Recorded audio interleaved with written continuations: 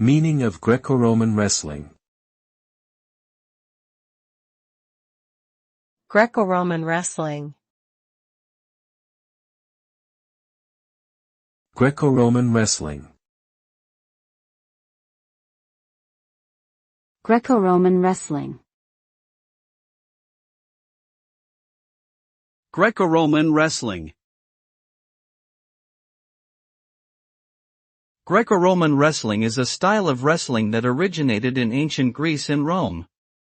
It is characterized by the prohibition of holds below the waist, which distinguishes it from other forms of wrestling. The objective of the sport is to take down and pin an opponent to the mat.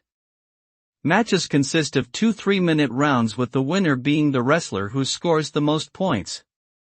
Greco-Roman wrestling is recognized as an Olympic sport and is considered one of the oldest sports in the world, with competitions dating back to ancient times.